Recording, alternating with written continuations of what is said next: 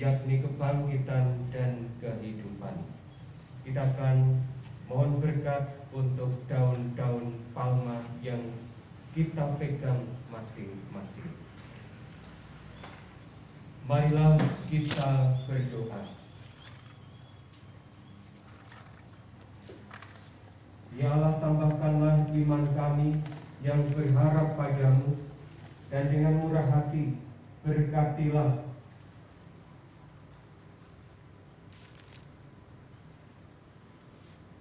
daun-daun palma ini dan daun-daun yang dibawa oleh umat-Mu pada saat ini di rumah kami masing-masing. Semoga kami yang hari ini memegang daun palma untuk mengeluh-elukan Kristus, juga menghormati Engkau dengan hidup baik menurut semangat Kristus. Dengan daun palma ini kami mau mengiringi Raja Kristus dalam perjalanannya menuju Yerusalem. Semoga kelak kami pun diperkenankan memasuki Yerusalem abadi dengan pengantaraan Kristus Tuhan kami. Amin.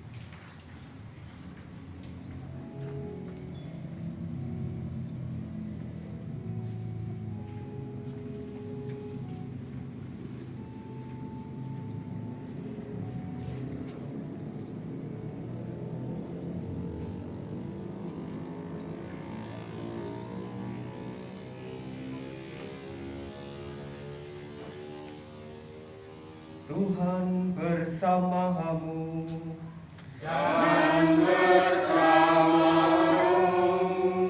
Inilah Injil suci menurut Santo Lukas. Dimuliakanlah Tuhan.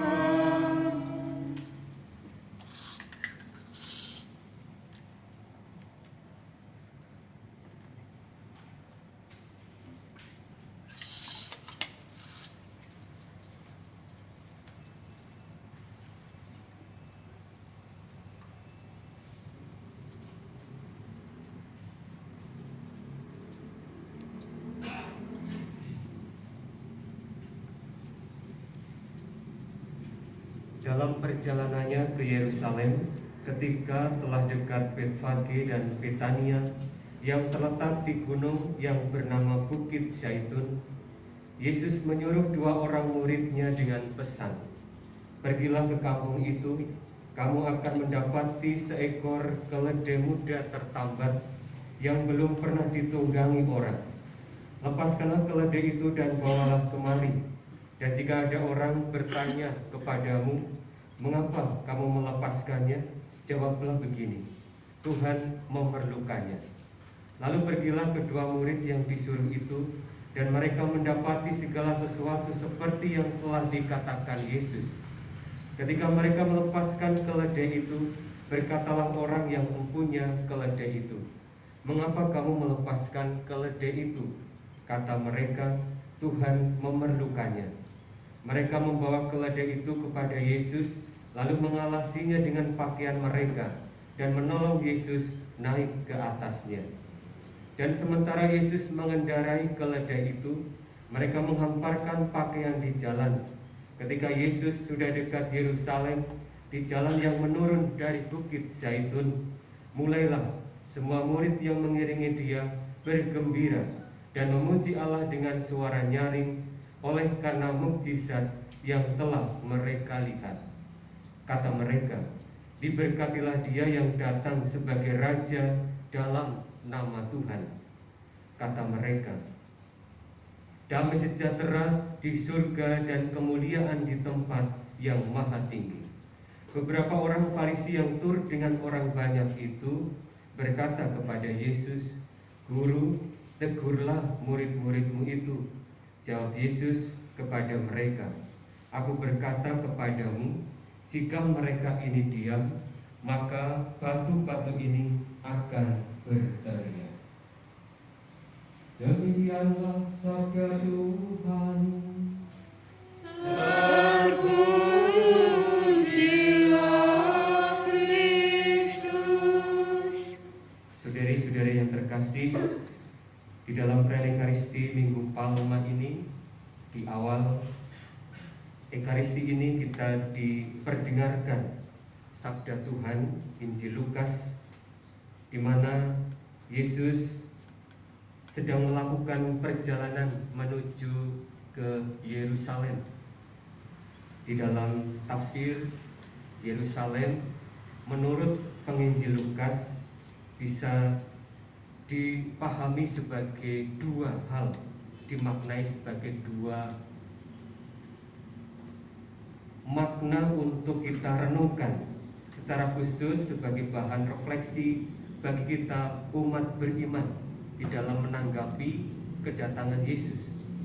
Yang pertama, Yerusalem yang dimaknai dalam tanda kutip sebagai plesetan makna, yaitu Yerusalem, atau yang dimaknai dengan kota yang menolak.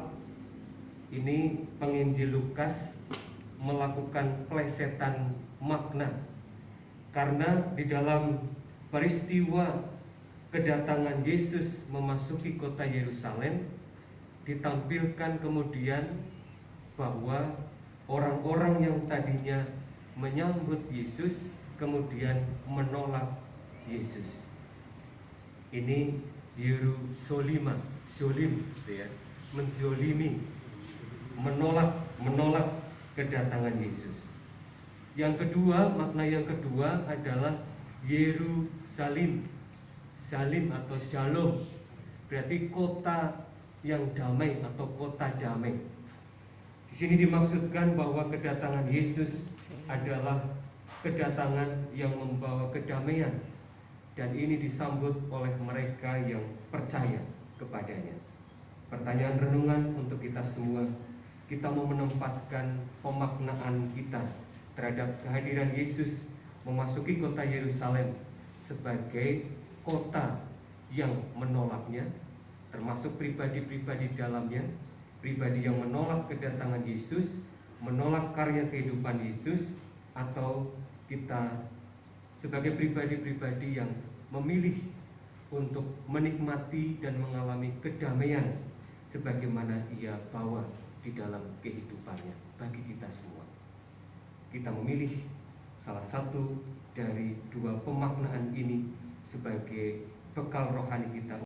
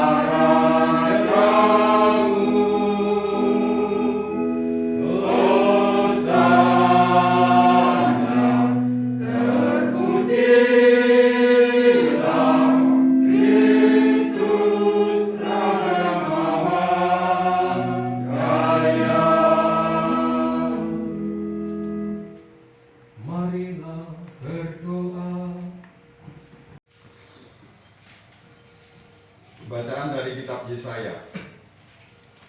Tuhan Allah telah memberikan kepadaku lidah seorang murid, supaya dengan perkataanku aku dapat memberi semangat baru kepada orang yang letih lesu. Setiap pagi ia mempertajam pendengaranku untuk mendengar seperti seorang murid. Tuhan Allah telah membuka telingaku, dan aku tidak memberontak, tidak berpaling ke belakang. Aku memberi punggungku kepada orang-orang yang memukul aku, dan pipiku kepada orang-orang yang mencabuti janggutku. Aku tidak menyembunyikan mukaku ketika aku dinodai dan diludahi. Tetapi Tuhan Allah menolong aku, sebab itu aku tidak mendapatkan noda. Maka aku meneguhkan hatiku seperti teguhnya gunung batu, karena aku tahu bahwa aku tidak akan mendapatkan malu.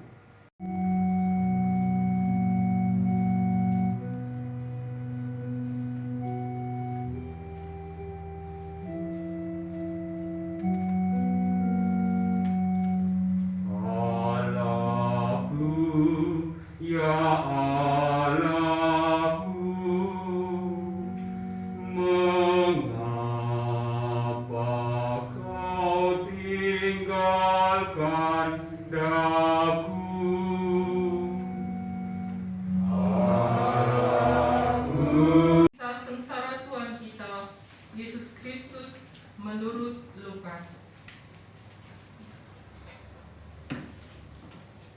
Pada waktu itu, bangkitlah para tua-tua bangsa Yahudi, imam-imam kepala dan ahli-ahli Taurat, dan mereka membawa Yesus menghadap Pilatus.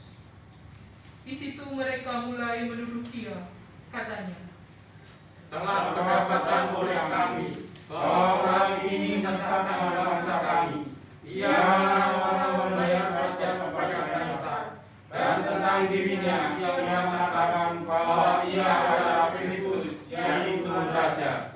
Pilatus bertanya kepada Yesus, benarkah engkau Raja orang Yahudi? Jawab Yesus, Engkau sendiri mengatakannya.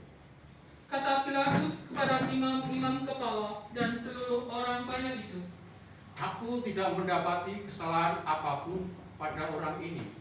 tetapi mereka makin kuat mendesak, katanya, Ia menghasut rakyat dengan ajarannya di seluruh Yudea. Ia mulai dari Galilea dan kini sudah sampai ke sini.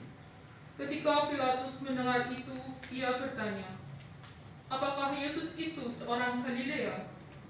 Dan ketika tahu bahwa Yesus seorang dari wilayah Herodes, Pilatus mengirim dia menghadap Herodes, yang pada waktu itu ada juga di Yerusalem. Ketika melihat Yesus, Herodes sangat girang. Sudah lama ia ingin melihat Yesus, karena ia sering mendengar tentang dia. Lagi pula, ia berharap dapat melihat bagaimana Yesus mengadakan suatu tanda. Ia mengajukan banyak pertanyaan kepada Yesus, tetapi Yesus tidak memberi jawab apapun. Sementara itu, imam-imam kepala dan ahli-ahli Taurat maju ke depan dan melontarkan tuduhan-tuduhan yang berat terhadap Yesus.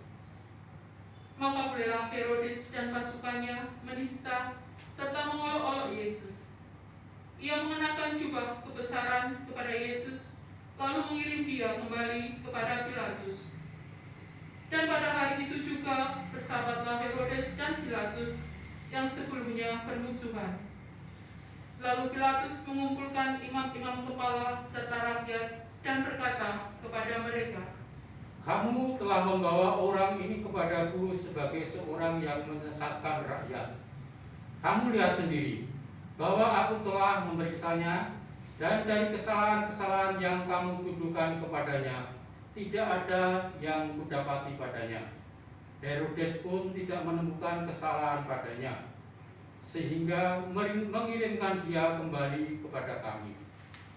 Sesungguhnya tidak ada suatu apapun yang dilakukannya yang setimpal dengan hukuman mati. Jadi aku akan menghajar dia, lalu melepaskannya. tetapi mereka berteriak bersama-sama, Menyerahkanlah dia, lepaskanlah Barabas bagi kami. Barabas ini dimasukkan ke dalam penjara berhubung dengan suatu pemberontakan yang telah terjadi di dalam kota dan karena pembunuhan.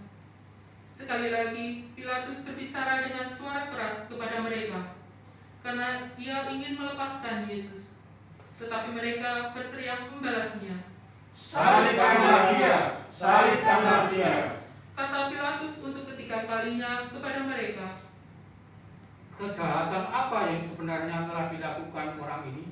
Tidak ada suatu kesalahan pun yang kudapati padanya yang setimpal dengan hukuman mati.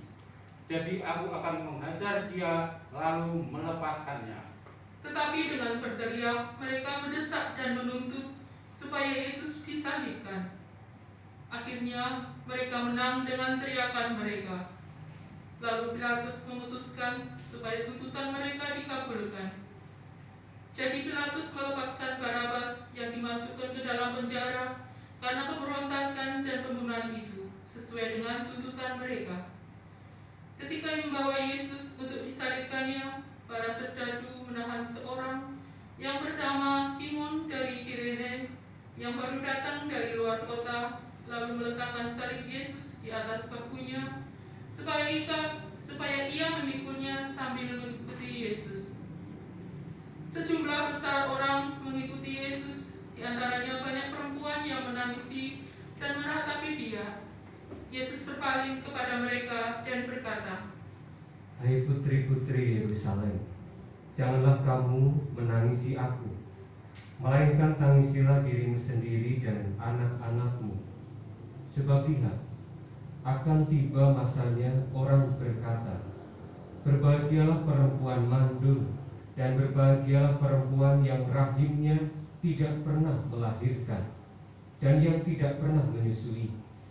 Maka orang akan mulai berkata kepada gunung-gunung, runtuhlah menimpa kami, dan kepada bukit-bukit, timbunilah kami. Sebab jikalau orang berbuat demikian dengan kayu hidup, apakah yang akan terjadi dengan kayu kering? Bersama Yesus digiring juga 2 orang lain, yaitu 2 penjahat untuk dihukum mati bersama-sama dengan Dia. Ketika mereka sampai di tempat yang bernama Tengkorak, mereka menyalibkan Yesus di situ. Kecuali Yesus disalibkan, juga kedua orang penjahat itu, yang seorang di sebelah kanannya dan yang lain di sebelah kirinya. Ketika bergantung di salib, Yesus berkata, "Ya Bapa, ampunilah mereka, sebab mereka tidak tahu apa yang mereka perbuat." Dan mereka membuang undi untuk membagi pakaian Yesus. Orang banyak berdiri di situ dan melihat semuanya. Pemimpin-pemimpin mengejek Yesus, katanya, Orang lain ia selamatkan. Biarlah sekarang ia menyelamatkan dirinya sendiri, jika ia adalah Mesias, orang yang dipilih Allah. Juga prajurit-prajurit mengolok-olok Dia. Mereka menunjukkan anggur asam kepadanya dan berkata, Jika engkau adalah raja orang Yahudi, selamatkanlah dirimu. Ada juga tulisan di atas kepalanya, "Inilah Raja orang Yahudi." Salah seorang dari penjahat yang digantung itu menghujat Yesus, katanya, Bukankah engkau adalah Kristus? Selamatkanlah dirimu dan kami. Tetapi penjahat yang seorang lagi menegur Dia, katanya, Tidakkah engkau takut jika tidak kepada Allah, padahal engkau menerima hukuman yang sama? Kita memang selayaknya dihukum, sebab kita menerima balasan yang setimpal dengan perbuatan kita. Tetapi orang ini tidak berbuat sesuatu yang salah. Lalu Ia berkata kepada Yesus, Yesus, ingatlah akan aku apabila engkau datang sebagai Raja. kata Yesus kepadanya, Aku berkata kepadamu, sesungguhnya hari ini juga engkau akan ada bersama-sama dengan aku di dalam Firdaus. Ketika itu kira-kira jam 12. Kegelapan meliputi seluruh daerah itu sampai jam 3, sebab matahari tidak bersinar. Ketika itu tabir bait suci terbelah 2, lalu Yesus berseru dengan suara nyaring, Ya Bapa, ke dalam tanganmu kuserahkan nyawaku. dan sesudah berkata demikian, Ia menyerahkan nyawanya. Mari kita semua berdoa.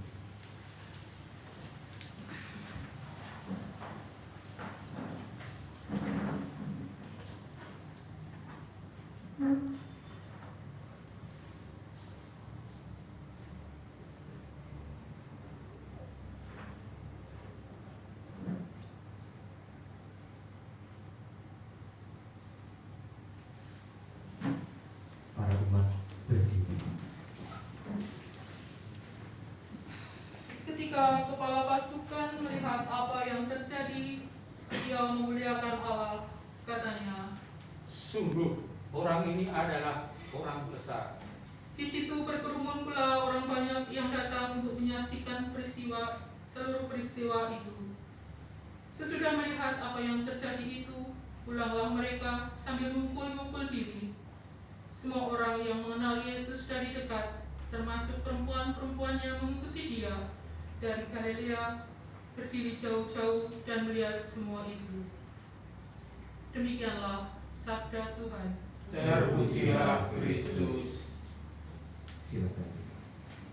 Ini mempengaruhi tulisan-tulisannya. Lukas ini adalah cendekiawan. Dia masuk dalam kategori itu, orang pintar. Maka dia disebut sebagai tabib waktu itu. Orang yang bisa atau punya keahlian untuk menyembuhkan. Saat ini ya dokter ya, seperti dokter. Maka tidak heran bahwa sebagai tabib atau dokter untuk konteks kita pada saat ini, dia memiliki kepandaian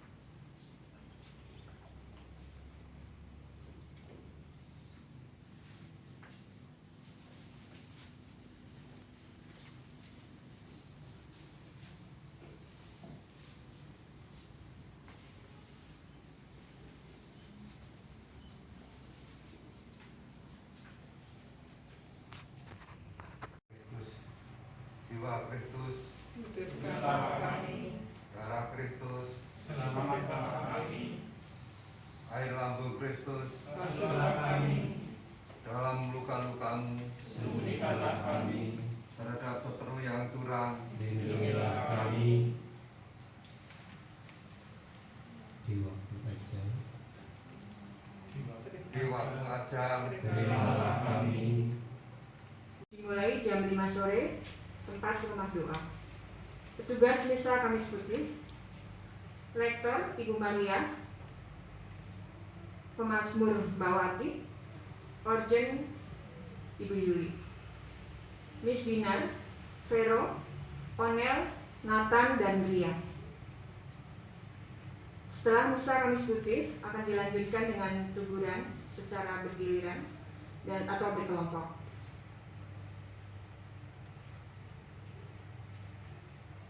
Hari Jumat, tanggal 16 April 2022, pagi jam 9 ada kegiatan Jalan Salib di Rumah Doa. Sedangkan untuk Misa Jumat Agung, paroki stasi Maos bergabung dengan paroki, dimulai Misa jam 3 sore. Kotak APP akan dikumpulkan pada malam Paskah atau Paskah pagi. Petugas malam Paskah, Sabtu tanggal 16 April 2022, Guru Kijo, Rektor, Pemazmur Guru Kijo dan Mbak Wati, Pemazmur Pak Wagio, Orjen Mas Ardi. Misa dimulai jam 17, tempat di Rumah Doa. Miss Dinar, Mbak Vero, Mas Onel, Thomas, dan Nathan. Perayaan Paskah pagi, hari Minggu 17 April 2022 dimulai pukul 7. Petugas Misa Paskah pagi untuk Lektor Pak Rukijo, Pemazmur Mas Ardi, Orjen Ibu Yuli, Miss Dinar, Mas Onel, Mbak Vero, Mas Alma, dan Tania. Paskah Anak akan diadakan tanggal 24 April 2022 dimulai jam 10.30 di Gereja Santo Justinus Adipala. Kerja bakti bersama seluruh umat stasi Maos pada hari Kamis pagi dan Sabtu pagi dimulai jam 10. Demikian pengumuman. Terima kasih.